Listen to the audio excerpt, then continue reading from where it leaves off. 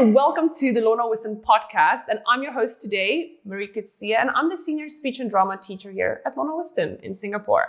And today we're going to be talking about 5 tips of how you can ensure that your child grows up with confidence. And so we're going to be looking at the ins and outs of what does it mean to be confident.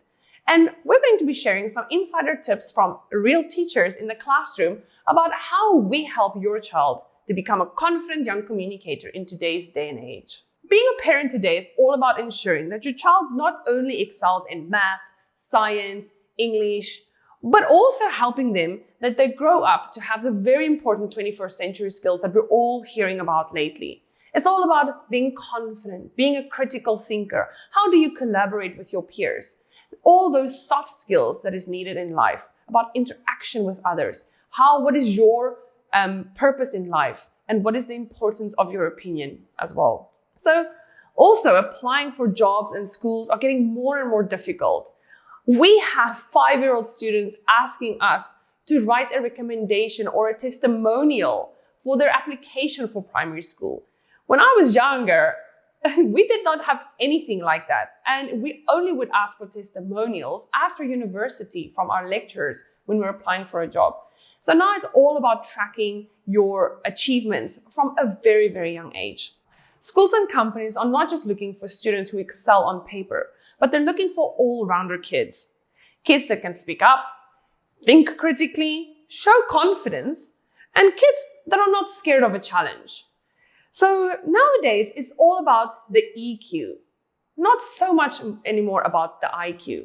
And we like to say, yes, IQ will get you the job, but EQ will get you the promotion and it'll get you where you want to be in life. It's about how you connect with the world around you. And how do you promote yourself? How do you market yourself? How do you speak?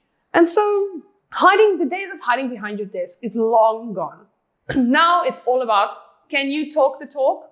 So today we're going to look at more in depth about how you as a parent can help ensure your child grows up with confidence, grit, and the will to take on any challenge that life might throw at them, no matter what the age. And yes, we're talking about here from as young as 1, 2, 3 years old up to being an adult.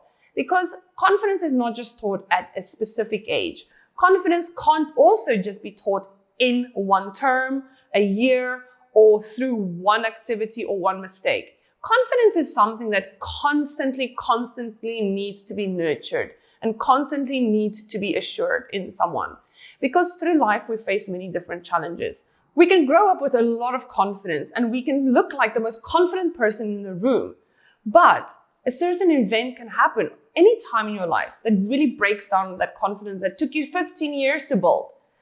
For example, I joined a speech and drama class when I was 8 years old, and I still get nervous when I have to speak in front of people, in front of the camera. And yes, I'm just human, but I've learned the tools on how to deal with it.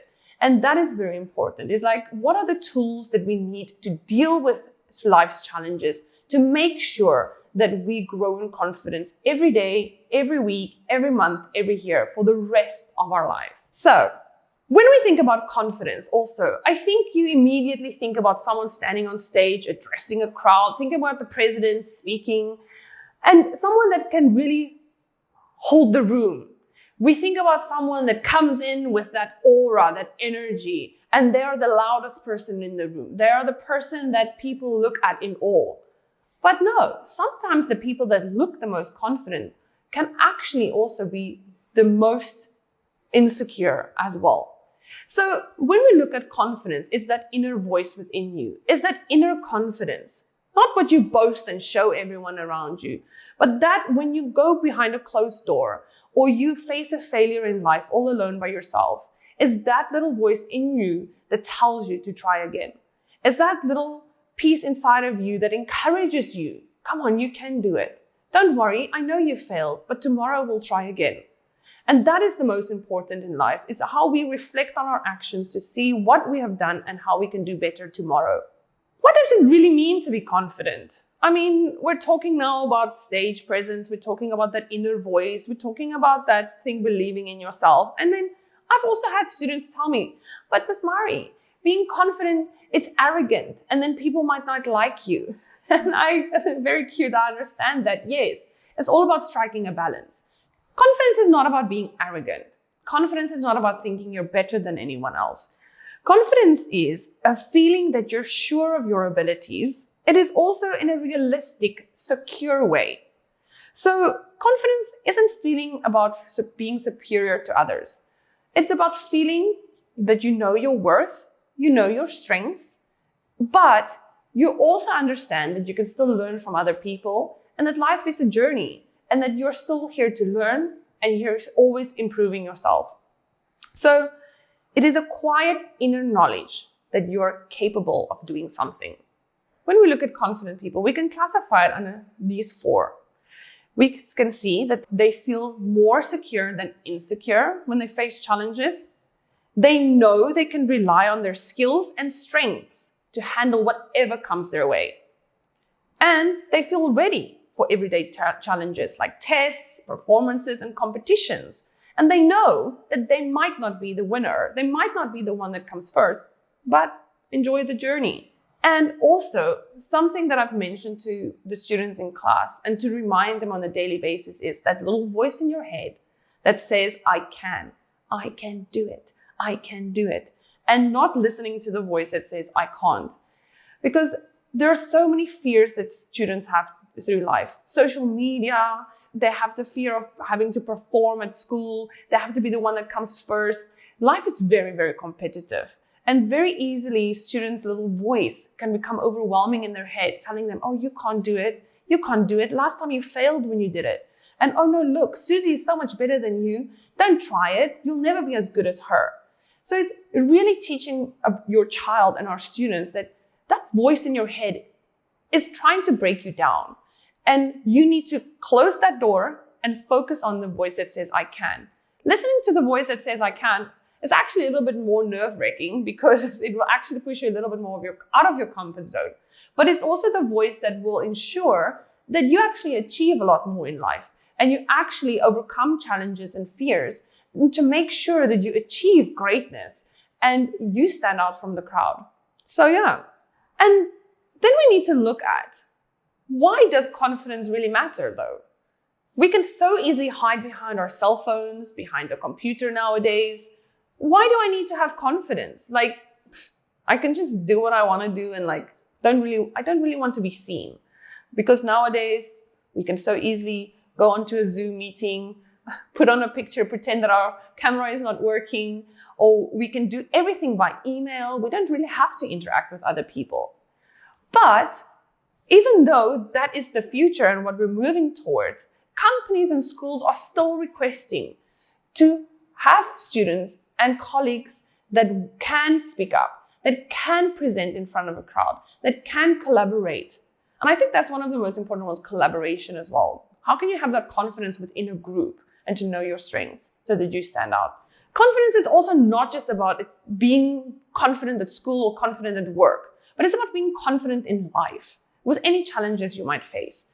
So it's really, when we're confident, we're more likely to move forward with people and opportunities. We're more likely to say, yes, let's take on this opportunity. I don't know what it entails, but you know what? I'm going to do it anyways, and I'm just going to learn along the way.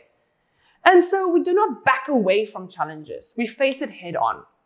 And if things don't work out at first, confidence helps us to try again. We all hear the success stories of the billionaires, of people that have achieved their success. No one achieves success on the first try. No company has been built on the first idea. No one has been approved with a yes on the first idea they've pitched. You're going to a company, you pitch an idea, they're not going to like it. How are you going to get over it? You work together in a group in your EP1 class, you share an idea, your friends don't like it. You get over it and you collaborate and you see how can you work together to maybe adapt your idea. So it is the opposite when confidence is low. So people who are low in confidence might be less likely to try new things or try out to meet new people. If they fail at something the first time, they might be less likely to try again. So a lack of confidence can hold someone back from reaching their full potential. And we really want our students to reach their full potential with whatever they do or their interests are.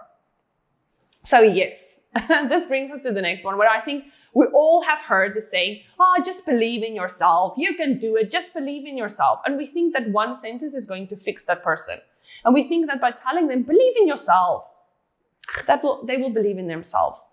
And we've all had people saying compliments to us. Oh, you're so funny. Oh, wow, you're so beautiful. Wow, amazing. You're so athletic. You're so strong. You're so amazing. But compliments don't mean anything if that person does not have confidence within themselves to really believe it. And I think many people have also said that, you know what, they are more likely to believe a negative remark than a compliment. You're more likely to remember negative remarks about your work or your performance than you are to remember a compliment. And so we need to really remember to hang on to those compliments to make sure that, you know what, we change that voice inside of us and the narrative in our heads. So it's really important for us to believe that we are capable. You need to first believe that you're capable before anyone else will be able to give you the confidence. No matter how many compliments you get in life, it's up to you and a parent to nurture a child from a young age, to give them that confidence, inner self-confidence, to know that they can do something.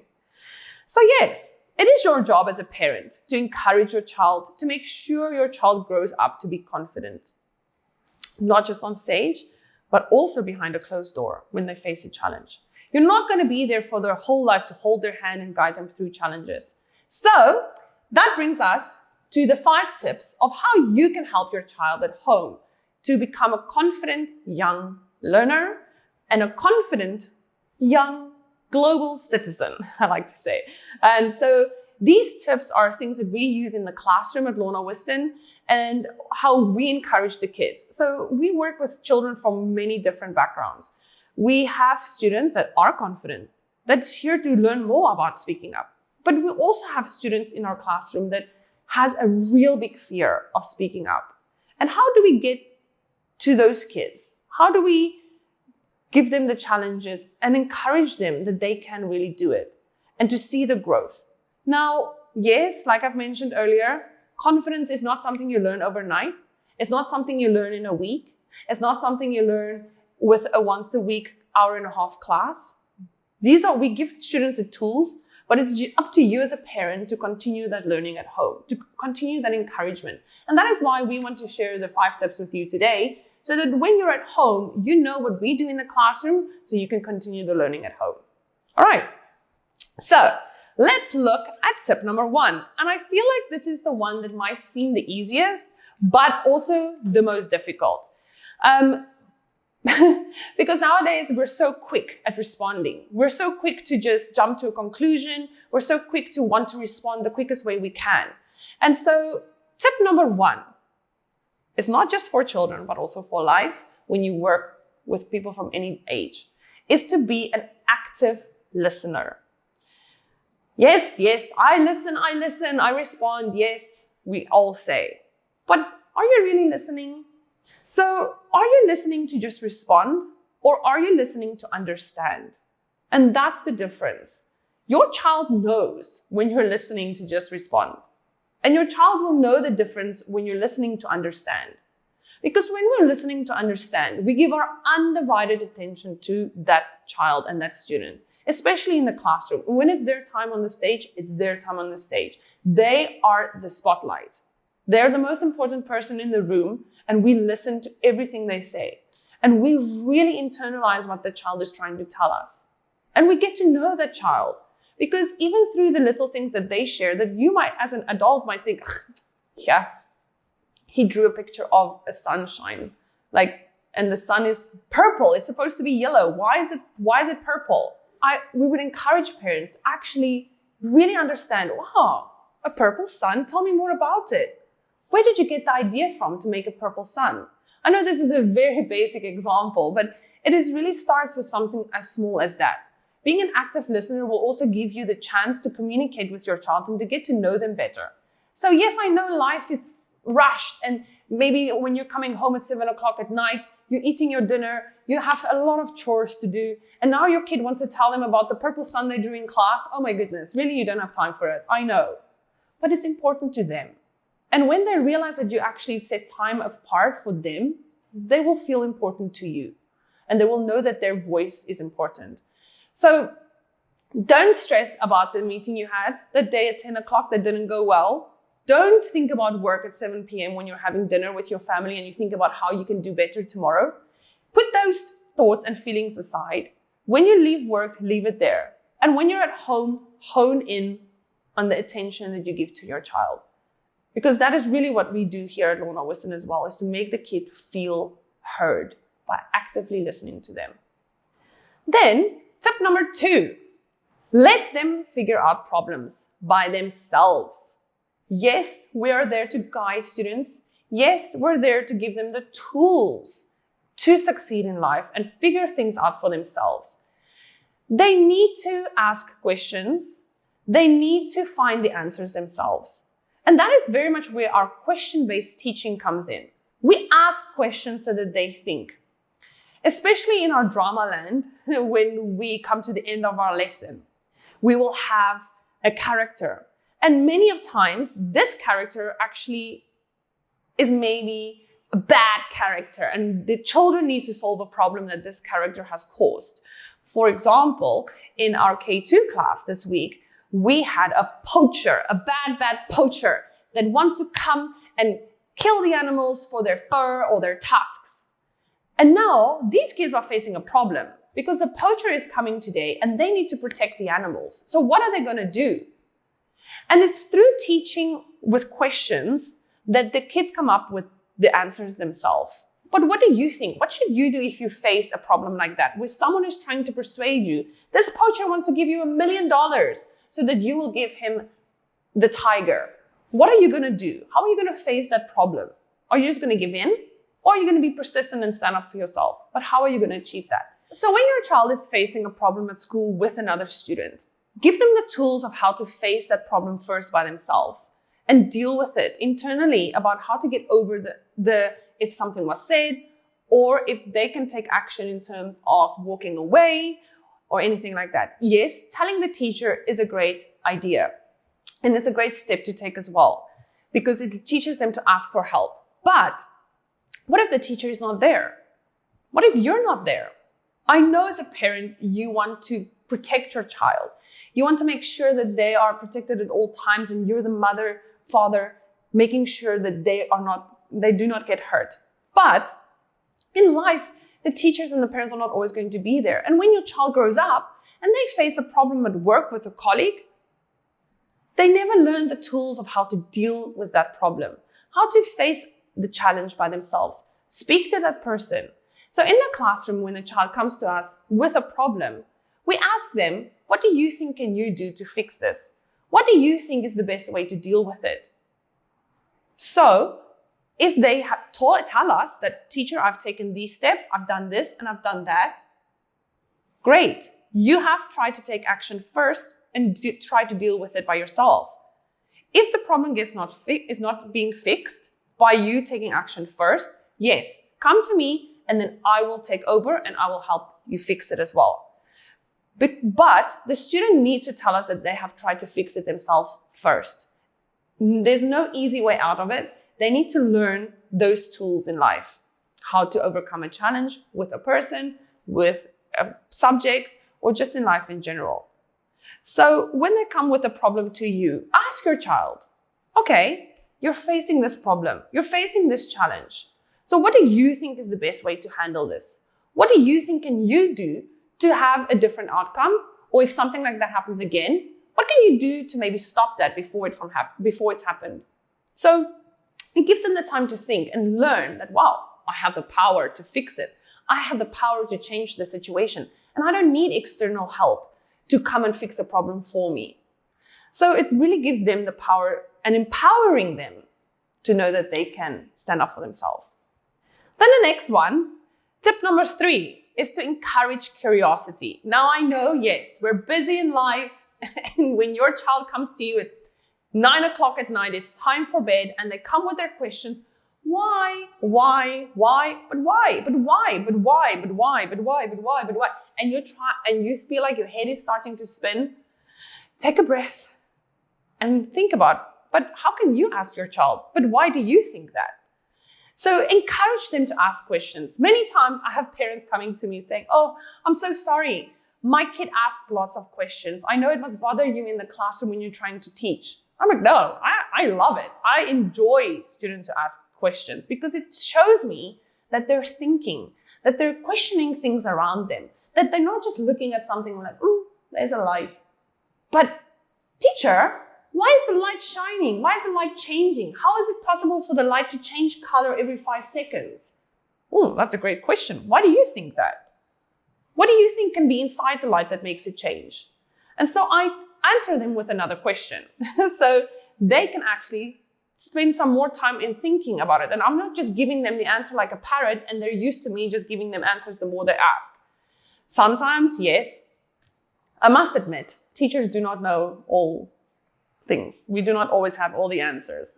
So if a kid comes with a difficult question and I do not have the answer at hand, I actually encourage them to go find the answer for us and come teach a class next week. So if your child does ask you a question that you do not have the answer to, tell them, go find out the answer for us and come teach me. And so it gives them that opportunity to go and find the answer, realize that, oh, wow, I have a skill to actually find out questions for myself. And then they feel the confidence of teaching you and they realize, wow, I have the knowledge that others did not know about. And so it's really tiny things like that that gives them that knowledge that their voice is important and that they want to be heard. So it's really about allowing them to be curious as much as possible. And I know parents, sometimes just take a breath, in and out, and then reply with a question to them and see who can ask the most questions then. Maybe turn it into a game. So do not discourage them from asking questions, please. We do not encourage our teachers and our parents to say, oh, too many questions. You need to stop with your questions. It's enough now. Because that might put a fear on them to keep asking questions later on in life. Then we get to tip number 4.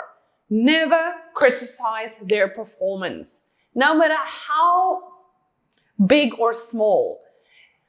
If they have failed at something or they have completed a task that was not according to your instructions, be very careful about the words you use when you provide feedback.